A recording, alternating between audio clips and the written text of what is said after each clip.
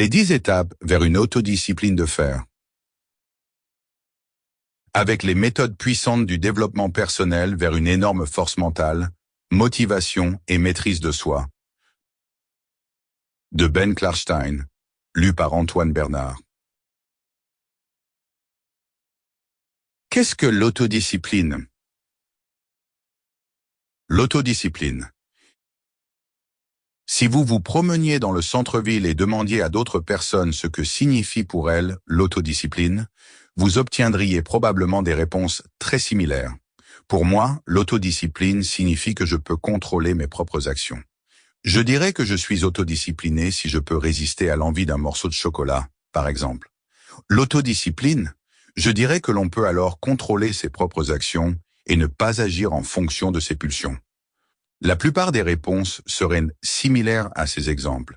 Et si je vous demandais maintenant d'écrire ce que l'autodiscipline signifie pour vous, vous écririez certainement une définition presque identique.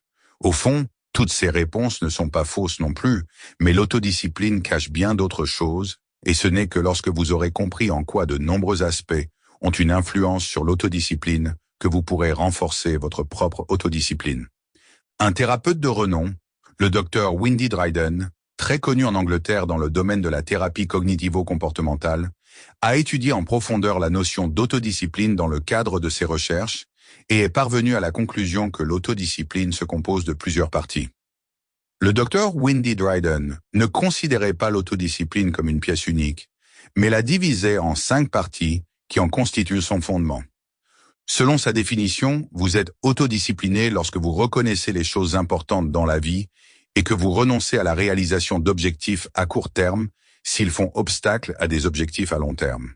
De plus, il estime qu'il est important de reconnaître qu'il y aura toujours une partie de vous qui voudra satisfaire les besoins à court terme.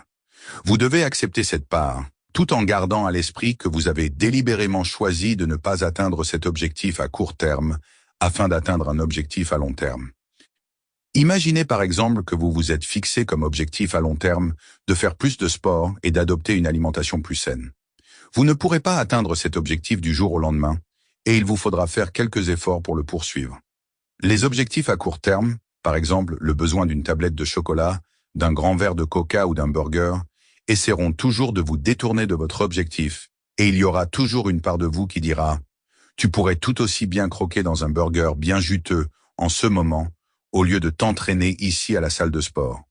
Tu pourrais aussi t'asseoir sur le canapé, regarder Netflix et manger du chocolat. » Cette part existera pour chaque résolution et vous devez apprendre à la reconnaître. Sample complete. Ready to continue?